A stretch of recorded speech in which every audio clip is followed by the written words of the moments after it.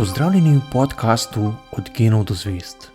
Moje ime je Sašo Dolenc in pripovedoval vam bom zanimive zgodbe iz sveta znanosti.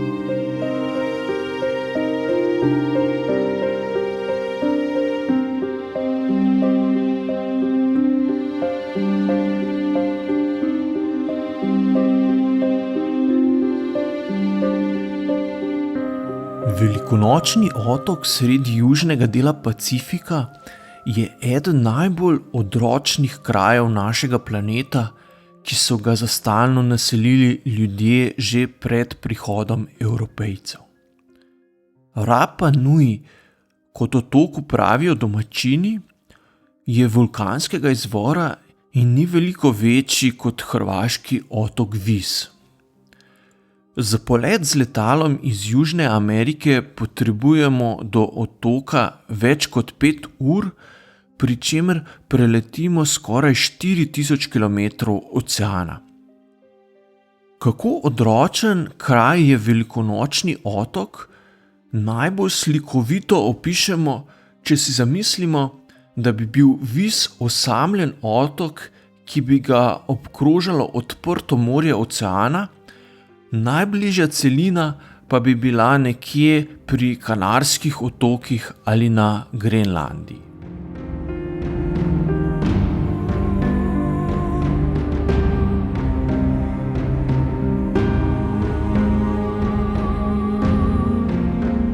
Arheološka izkopavanja na velikonočnem otoku so pokazala, da so ljudje prispeli na otok prek drugih polinezijskih otokov že v času, ko je v Evropi propadal Rimski imperij.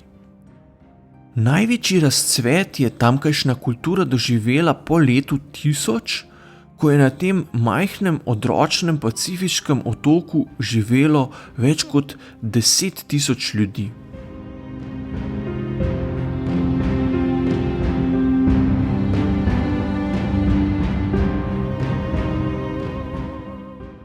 Velikonočni otok je danes najbolj znan po velikanskih kamnitih kipih v obliki stiliziranih obrazov. A že ko je nizozemski kapitan Jakob Roggeveen na veliko noč leta 1722 kot prvi Evropejec zagledal otok, se je vprašal, kako neki so lahko domačini postavili toliko več 10 ton težkih in tudi dobrih 10 metrov visokih kamnitih kipov, ko pa na otoku ni dreves. Skrivnost teh mogočnih kamnitih kipov je pred nekaj desetletji pojasnila študija, ki je pokazala, da je bil otok nekoč povsem porasel s palmami, ki pa so jih domačini počasi posekali.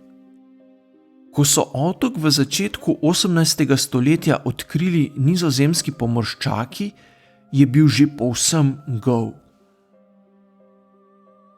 Z iztrebljenjem gozda so domačini z otoka pregnali tudi ptice. Arheološka izkopavanja so pokazala, da je nekoč na otoku živelo vsaj 6 vrst kopenskih in 25 vrst morskih ptic. Hkrati je brez palmovih dreves postalo nemogoče tudi izdelovati dovolj kakovostne kanuje, da bi z njimi lahko hodili na odprto morje in se še naprej preživljali z ribolovom. Drevesa so bila vsekakor ključna naravna dobrina, ki je domačinom na otoku omogočala gradnjo kanujev, postavljanje kipov, kurjenje ognja, nabiranje sadja, zaščito za gnezdenje ptic in še marsikaj drugega. Kako to, da so domačini le nekaj desetletij, preden so otok odkrili Evropejci, posekali prav vsa drevesa?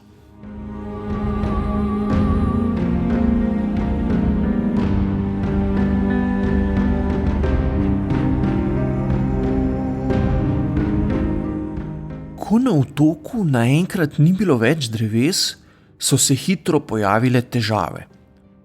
Po ustnem izročilu domačinov je okoli leta 1680 na otoku izbruhnila revolucija.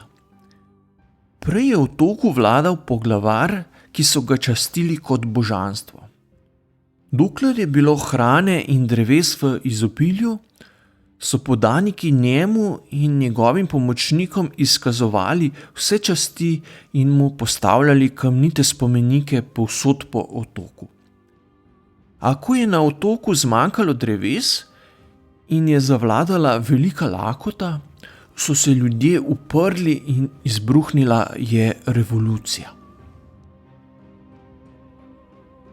Vendar je bilo takrat že prepozno. Hrane na otoku ni bilo dovolj za vse prebivalce.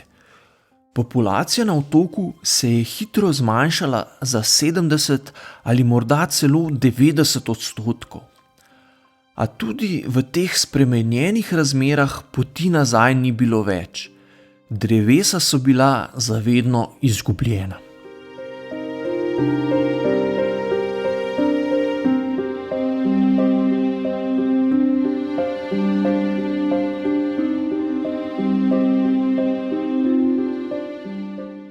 V svoji odmevni knjigi Propad civilizacij Jared Diamond predstavi velikonočni otok kot primer civilizacije, ki je propadla prav zaradi prevelikega izkoriščanja zanje ključnih naravnih dobrin. Sprašuje se, kaj neki je premišljeval tisti domačin, ki je posekal zadnje drevo na otoku. Kaj so si o vsem skupaj mislili drugi otočani? So sploh kaj mislili? Je morda otočan, ko je sekal zadnje drevo, utemeljeval svojo odločitev s tem, da bi ustavitev sekanja lahko škodovala otoški ekonomiji? Ali da ni dovolj dokazov, ki bi nedvoumno pokazali, da bo prišlo do katastrofe, če ne bodo prenehali sekati dreves? Morda je bilo drevo pač njegovo in je bila njegova lastninska pravica, da ga lahko poseka.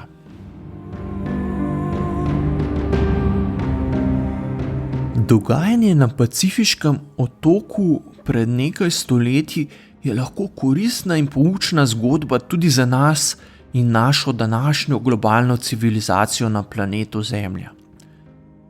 Tudi mi, povsem enako kot prebivalci velikonočnega otoka, ki so bili povsem osamljeni sredi velikega oceana, nimamo kam, če na planetu okolje za nas ne bo več tako gostoljubno, kot je sedaj.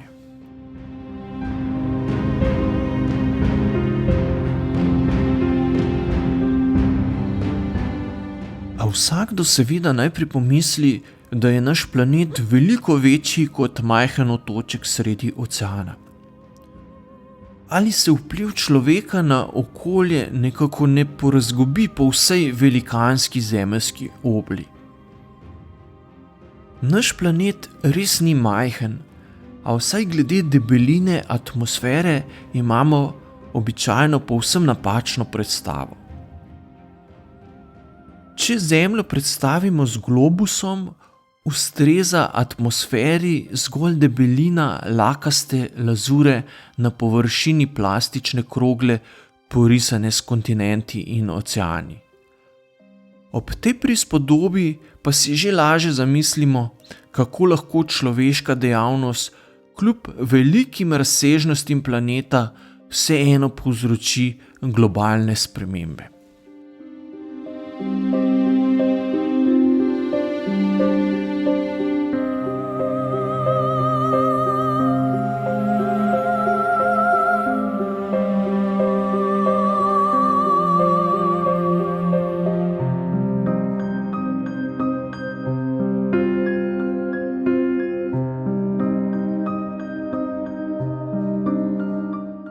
Leta 1958 je Charles David Keeling začel na vrhu enega od havajskih spečjih vulkanov meriti vsebnost ogljikovega dioksida v atmosferi.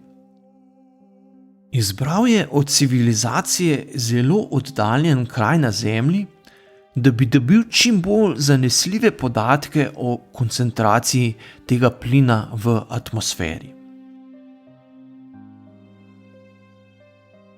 Že čez nekaj let je objavil prve rezultate, v katerih je pokazal, kako koncentracija ogljikovega dioksida niha skozi leto, saj poraščenost severne in južne poloble ni enako izrazita. Prav tako je zaznal jasen trend naraščanja koncentracije skozi leta.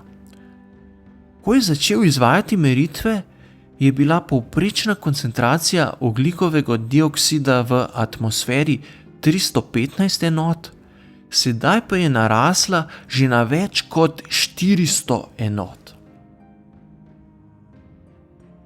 Kasneje so znanstveniki z računalniškimi simulacijami in vedno bolj natančnimi meritvami pokazali, da človeštvo od sredine 20. stoletja močno vpliva na podnebje Zemlje.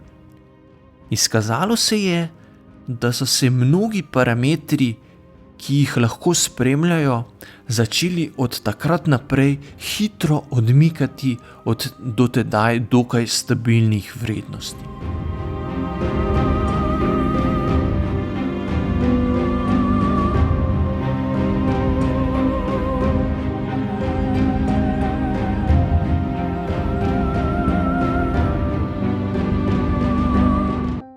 Danes se čudimo, kako nespametni so bili prebivalci Velikonočnega otoka, ko niso znali predvideti, kaj vse se bo zanje spremenilo, ko na otoku ne bo več dreves. Čeprav se nam zdi, da smo danes pametnejši in bolj odgovorni, pa vseeno nikakor nočemo razumeti, da je naše kurjenje fosilnih goriv in izpuščanje toplogrednih plinov v ozračje zelo podobno početju prebivalcev Velikonočnega otoka. Podobno kot oni niso razmišljali o tem, kaj se bo zgodilo, ko bodo posekali zadnje drevo, se tudi mi nočemo resno soočiti s posledicami, do katerih bo prišlo, če bomo še naprej povečevali koncentracijo toplogrednih plinov v atmosferi.